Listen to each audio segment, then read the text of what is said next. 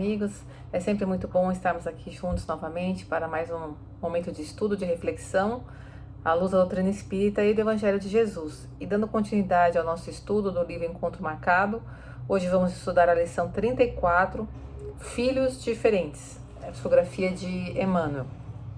Esse é um tema bastante delicado, né, principalmente com relação aos pais, porque Emmanuel vai trazer aqui as situações daqueles filhos que são grandes desafios para os pais. Aqueles filhos que muitas vezes não correspondem às expectativas que criamos para eles, ou não correspondem, ou não respondem de acordo com a educação que lhes foi dada, os ensinamentos que foram colocados, e muitas vezes acabam criando dores, acabam causando dificuldades, e que doem demais no coração de um pai, de uma mãe, depois de tanto investimento, de afetos, de cuidados e tudo mais. E aqui, Emmanuel veio nos alertar de como deveríamos entender essa situação e de que maneira deveríamos lidar com o que ele chama de filhos diferentes. Então, antes de a gente entrar diretamente na mensagem, a gente tem que lembrar primeiro que a família é o primeiro meio de socialização nossa, né, do indivíduo. E é através da família, a família é um instituto que, vamos dizer assim, possibilita a reencarnação. É através dela que a reencarnação, né, se faz. E a reencarnação, que é uma lei universal, ela é primordial e essencial para a nossa evolução. Sem ela, sem nascermos novamente, não teríamos condições de evoluir e chegar ao nosso Pai, como disse Jesus no Evangelho. Então, a família, ela tem um papel essencial na nossa formação de espírito perfeito, na nossa constituição, na nossa evolução, na nossa caminhada rumo à perfeição. Então, tamanha é essa importância da família, e nesse caso, a nossa chegada ao mundo, ela se vem através dos nossos pais, que eles têm realmente, né, nós como os pais, ou pais, eles temos um papel primordial na criação, na constituição daquele ser que está chegando à Terra. Tanto é que no Livro dos Espíritos, na pergunta 208, os Espíritos perguntam, Kardec pergunta, né? Nenhuma influência exercem os espíritos dos pais sobre o filho depois do nascimento deste? Ou seja, os pais têm como responsabilidade, eles são extremamente responsáveis pela vinda física daquele ser à Terra, porque não existe como nascermos sem um pai e uma mãe, né? Sem alguém que nos gerou fisicamente. Então, a geração física, né, do ser que vai nascer é feita através do corpo, né? O corpo gera o corpo. Mas qual seria a influência no espírito daquele que está vindo, né? Porque nós estamos falando aqui de filhos diferentes, filhos difíceis. Que influência esses pais teriam, né, nesse filho, nesse espírito que está vindo? Porque a partir do momento que tem um corpo com vida encarnada, existe um espírito ligado a ele. Então, qual é a influência dos pais sobre esse espírito após o nascimento? Porque antes do nascimento, o espírito vem do espírito, não é o pai e a mãe que vai gerar o espírito do filho, a gente sabe disso. Mas ele tem uma influência, sim, depois que o filho nasce. E qual seria essa influência, né? O Kardec pergunta, não tem nenhuma?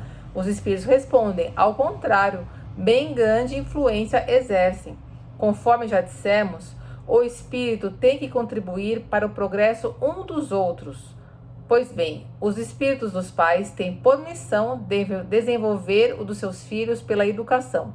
Então, cabem aos pais, por mais parece desafiador, por mais que desafiador pareça, por mais difícil, por mais desgastante que seja, é obrigação, a partir do momento em que geramos um ser, a partir do momento em que somos pais, temos como obrigação cuidar para que aquele ser que chegou ao mundo, ele se desenvolva e ele termine a vida melhor que começou, porque de alguma forma os pais influenciaram. Então é uma missão, né, que Deus dá aos pais a possibilidade de ajudarmos outros espíritos através da educação. Então os espíritos continuam aqui. Constitui-lhes isso uma tarefa. Tornar-se-ão culpados se vierem a falir no seu desempenho. Aí pronto, né? A gente brinca, né, que nasceu um filho, nasce uma mãe culpada junto, porque mãe e culpa, elas caminham juntas. Aqui, quando os espíritos respondem, se vierem a falir no seu desempenho, se tornar-se-ão culpados, seria o caso da negligência, quando os pais são negligentes, quando os pais não exercem o seu papel de educadores e acabam delegando, acabam largando, não tomando cuidado com o que eles são consigo mesmos, porque como pais, para que possamos ser bons educadores, também temos que começar a nos educar. Porque os filhos, eles são muito atentos. Então, se nós falamos, não faça isso, e a gente faz o que estamos dizendo para não ser feito, o impacto da nossa ação é muito maior do que a nossa fala. Então, ao nos tornarmos pais, além do papel de educadores daqueles seres que chegam, também temos que estar atentos para a educação do nosso espírito, porque é extremamente importante. A educação ela é muito mais feita pela exemplificação do que pela palavra. Então, esse também é um grande desafio. E a culpa ou a falha, como pais, vem de não nos responsabilizarmos por esse papel e não cuidarmos de sermos bons pais. Porque às vezes nós fazemos o nosso melhor, que é o que a irmã está falando aqui. Quando você faz tudo, você cultiva aquele jardim com todo carinho, e quando você vê aquela flor desabrochando, ela começa bem, mas aí vem as coisas do mundo e começam a contaminar, e aquela flor que nós cuidamos com tanto carinho, ela acaba causando ou morrendo antes do tempo, ou não florindo como deveria florir. E aí, o que o Emmanuel nos alerta? Quando te observas perante um filho diferente, não te permitas inclinar o coração ao desespero ou à amargura. Ora e pede luz para o entendimento. Então, temos que estar como pais conscientes de que estamos fazendo o máximo para nos educarmos e, através da nossa educação, auxiliar a educação daquele outro ser que está conosco. Mas quando fazemos todo o nosso esforço, toda a nossa dedicação, e ainda assim aquele espírito não corresponde, acaba batendo a cabeça, porque a gente às vezes é duro, né? Nós estamos vendo, falando, aí você vê o nosso filho tomando um caminho que a gente, por experiência, já fala, nossa, né? As chances de dar errado são tão grandes, aquilo dói na alma, porque tem horas que eles já têm a independência deles, eles já têm o livre-arbítrio, já estão mais velhos, e aí não temos muito o que fazer. Então, nesse momento, precisamos reforçar a nossa paciência, reforçar a nossa fé em Deus, na bondade divina, que aquele ser que está lá também vai ter o tempo dele de evolução, e orar, porque através da oração também vamos estar pedindo por eles a interferência de espíritos amigos, de protetores, para quando ele estiver disponível, o seu coração estiver disponível, ele vai acordar para aquilo que ele já recebeu, para a semente de amor, de trabalho, de caridade que foi plantada nele. Mas é nossa responsabilidade plantar a semente, ajudar a cultivar aquela semente, mas também saber respeitar o tempo daquele terreno, o tempo daquele ambiente que é o coração do nosso filho. E ele também continua aqui, embora no dever de corrigi-lo, ainda mesmo quando te não compreenda ou te evite o passo, abençoa-o tantas vezes quantas se fizerem precisas, ensinando-lhe outra vez o caminho da retidão e da obediência, selecionando para isso as melhores palavras que as lutas da vida te hajam gravado no sentimento. Eu achei isso muito bonito. Primeiro, porque fala, né, da paciência. Ser pai, ser mãe, ser educador de uma alma exige paciência. As coisas não acontecem no nosso tempo. As coisas não acontecem como nós queremos. Basta olhar para nós mesmos. Imagina, né? Você acha que imagina que Deus e Jesus gostaríamos que logo a gente aprendesse a ser bom, para que te evitasse milhões de sofrimentos. Mas não é assim. Só olharmos para nós. E a gente entende o quanto de paciência Deus, Jesus, Deus tem conosco. Então, Emmanuel nos alerta, tenhamos paciência e vamos buscar dentro de nós as melhores palavras que já conseguimos aprender com a vida. Os melhores sentimentos que os tropeços da vida causaram no nosso coração. Para que a gente também tenha essa benevolência, esse olhar para o outro com o mesmo olhar que a gente gostaria de ser olhado quando a gente falha. Para que a gente não seja tão duro. Ser duro no sentido da educação, sim, do limite que tem que ser dado, mas aquele duro com caridade, aquele duro com amor, que é um exercício, um aprendizado que a gente está fazendo.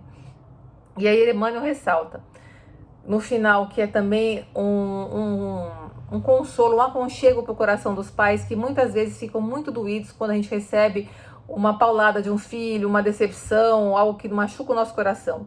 E ele diz o seguinte: sem que o verbo humano consiga expressar as sensações de amor ou de tua dor ante um filho diferente, sabes, no imo da alma, que ele significa o mais alto encontro marcado entre a tua esperança e a bondade de Deus. Bondade de Deus que nos permitiu receber esse espírito em nosso lar, muitas vezes para que a gente possa sanar com ele dívidas do passado, porque aqueles que estão conosco nessa convivência tão íntima não são a primeira vez que encontramos. Muitas vezes são espíritos afins, são espíritos que somos muito simpáticos, e caminhamos juntos há muitas encarnações e juntos construímos coisas muito bonitas e crescemos. Mas também tem aqueles casos de espíritos que magoamos, de espíritos que prejudicamos, e Deus, em sua infinita bondade, permite que eles venham a ter conosco, para que nessa convivência muito íntima, nessa convivência de desafios mesmo, nós nos eduquemos, nós aprendemos a olhar para nós e verificar o que podemos fazer melhor para ajudar aquele ser que nos apresenta às vezes com tantos desafios. Mas é através dessa bondade, do exercício da nossa esperança, da nossa paciência, mas principalmente no aprendizado da nossa capacidade de amar, que aquele espírito que é difícil, muitas vezes vai ser aquele que vai nos amparar no futuro e que nos vai trazer grandes alegrias. A lembrarmos a parábola do filho pródigo, daquele filho que abandonou o pai, aquele filho que gastou tudo que o pai tinha. Ao voltar, ele foi recebido com amor, com carinho e com festa pelo pai. Então, que a gente tenha essa esperança no coração, que esse filho que agora, às vezes, aparentemente, parece tão difícil, tão desafiador, ele irá voltar, desde que a gente plante as sementes certas, desde que nós exerçamos a nossa maior capacidade de amar com ele, ele vai voltar, e quando ele voltar, terá festa no céu, festa em nossos corações. E que Deus nos abençoe sempre.